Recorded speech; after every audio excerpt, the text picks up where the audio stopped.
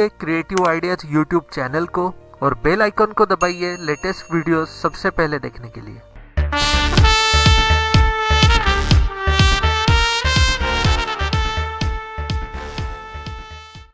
Underworld की दुनिया का कुख्यात डॉन मन्या सुर्वे।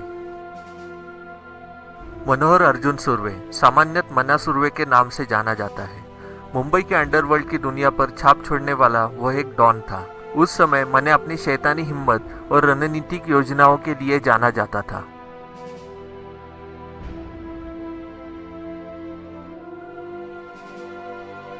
मन्या सुर्वे का जन्म 1944 में भारत में महाराष्ट्र राज्य के रत्नागिरी कोकण क्षेत्र के पावस जिले के रंपर गांव में हुआ था। 1952 में सुर्वे अपनी मां और बड़े पिताजी के साथ मुंबई रहने के लिए आ गया था। मुंबई आने के बाद कई सालों तक वह लोअर परेल की चौल में रहने लगा।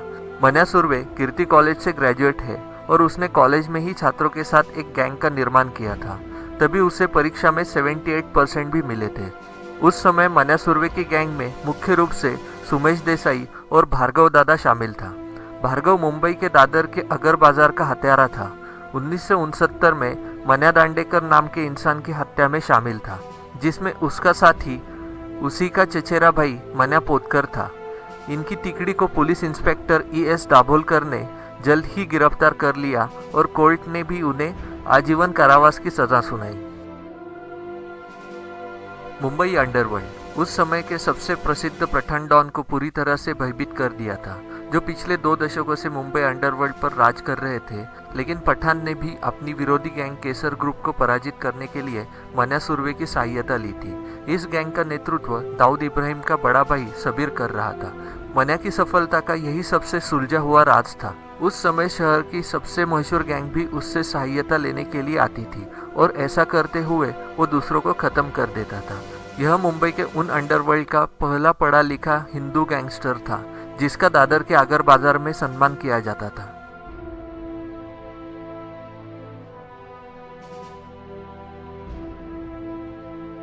मुंबई आने के बाद सुर्वे ने गैंग बनाना शुरू किया और अपने 2 भरोसेदार साथी धारावी के मुनीर शेख और डोंबिवली के विष्णु पाटिल के साथ एक सशक्त गैंग का निर्माण किया। मार्च 1980 में उनकी गैंग में एक और गैंगस्टर उदय भी शामिल हो गया। इस गैंग ने अपनी पहली डकैती 5 अप्रैल 1980 को की, जिसमें उन्होंने एम्बेसडर कार की चोरी की थी। बाद में पता चला कि इसी गाड़ी का उपयोग करी रोड पर लक्ष्मी ट्रेडिंग कंपनी में 5,700 रुपये लूटने के लिए किया गया था।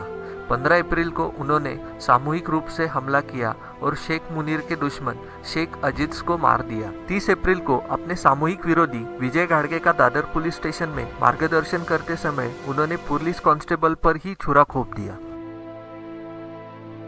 जेल से निकलने के बाद मन्या ने एक फ्लैट ले लिया था और फिर मन्या ने सरकारी मिल्क स्कीम की बोली के पैसे को लूटा और मुंबई अंडरवर्ल्ड में अपनी पहचान बनाई। इसके बाद इसी गैंग ने दयानंद परशुराम काटकर और किशोर सावंत के साथ मिलकर माहिम के बादल बिजली बरखा के पास एक कार की चोरी की। इसके बाद चोरी की यही गाड़ी मुंबई में बांद्रा के नेशनल कॉलेज के पास पाई गई। मन्या सुर्वे द्वारा की गई एक और चोरी में कैनरा बैंक के चुराए गए 1,60,000 भी शामिल है। लेकिन धीरे धीरे मन्या सुर्वे की आतंकी गतिविधियां बढ़ने लगी। इसके बाद वह नारकोटिक्स ट्रैफिकिंग में भी शामिल था, क्योंकि मन्या को यह यकीन था कि इस धंधे में वो ज़्यादा से ज़्यादा पैसे कमा सकता है।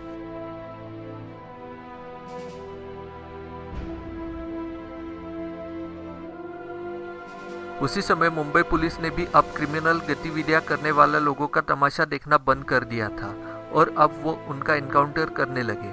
उस समय पुलिस फोर्स ने इकट्ठा होकर अंडरवर्ल्ड को एक संदेश भी भेज दिया कि अब वो उनकी गतिविधियों को ज़्यादा सहन नहीं करेंगे और इसी के चलते मन्या सुर्वे का ऑपरेशन शुरू किया।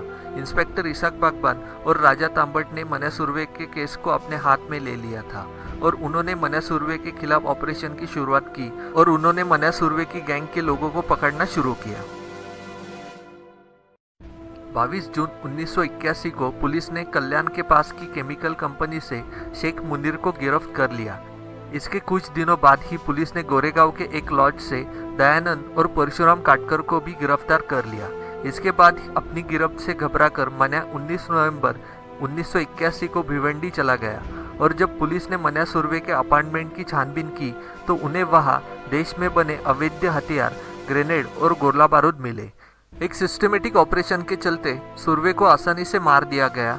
अपने साथी उदय की गिरफ्तारी के बाद मन्या सुरवे की गैंग में वह अकेला बच गया था जो जेल में नहीं था।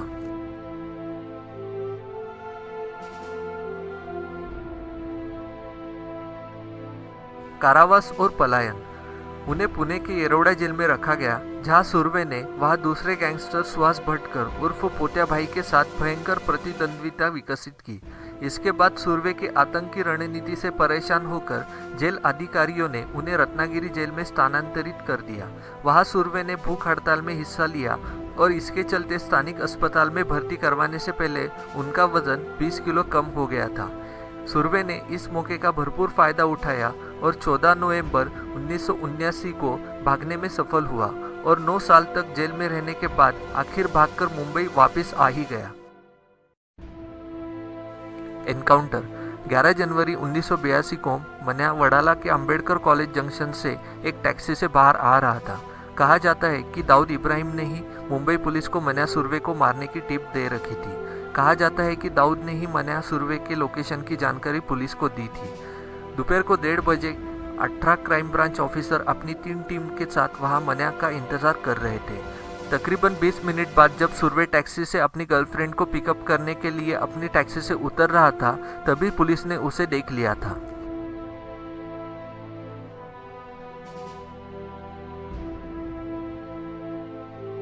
मन्या ने जब पुलिस स्क्वाड को अपने पास पाया तो सुरवे ने अपनी रिवॉल्वर बाहर निकाली, लेकिन सुरवे को ट्रिगर दबाने से पहले ही 2 पुलिस अधिकारी राजा तांबट और इसाक बागबान ने उन पर प्राणघातक हमला कर दिया। उन्होंने सुरवे के छाती और कंधे पर 5 गोलियां दाग दी थी। इसके बाद सुरवे को तुरंत एम्बुलेंस में डाल दिया गया। कहा जाता है कि सियोन अस्पताल जाते समय मन्या सुरवे बड़बड़ा रहा था कि पुलिस ने उन्हें खुद को साबित करने का एक भी मौका नहीं दिया। बाद में कुछ समय बाद ही उन्होंने अपने चोटों के सामने घुटने टेक दिए। एक और आश्चर्यजनक बात यह भी थी कि 12 मिनट के रास्ते को पूरा करने में उस समय पुलिस की कार को 30 मिनट का समय लगा। इसी एनकाउंटर के साथ ही मन्या सुरवे की दहशत मुंबई के अंडरवर्ल्ड से गायब हो गई। अपने 2 वर्ष के अंतराल में मन्या सुरवे ने दाऊद इब्राहिम को काफी भयभीत कर रखा था, जो आज तक कोई कर नहीं पाया। कहा जाता है कि अंडरवर्ल्ड डॉन दाऊद इब्राहिम ने पुलिस को मन्या सुरवे को मारने की टिप दी थी। 1982 में महाराष्ट्र पुलिस द्वारा किए गए एनकाउंटर में मन्या सुरवे की मौत हो गई। उस समय महाराष्ट्र पुलिस का मुंबई शहर में ये 4था एनकाउंटर था। मुठभेड़ होने के बावजूद 1980 के बाद मुंबई पुलिस द्वारा किए जा रहे एनकाउंटर की संख्या बढ़ने लगी और 1993 के मुंबई बम ब्लास्ट के बाद पुलिस एनकाउंटर में तकरीबन 622 लोग मारे गए थे।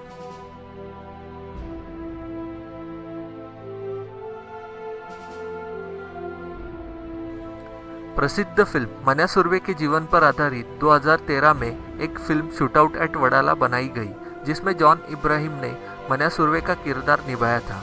इस फिल्म में मन्या सुरवे के जीवन को 100% सही तो नहीं दिखाया गया, लेकिन इस फिल्म में उनके बारे में काफ़ी कुछ बताया गया है।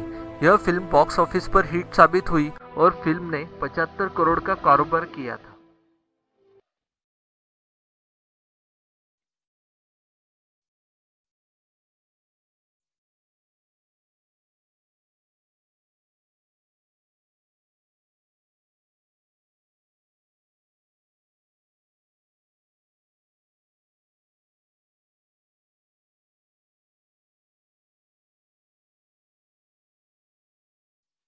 तो दोस्तों, अगर ये वीडियो आपको पसंद आया हो तो इस वीडियो को ज़रूर लाइक करो और साथ ही साथ ये वीडियो आपके दोस्तों के साथ भी शेयर करो और हमारा चैनल भी सब्सक्राइब करो। शुक्रिया दोस्तों।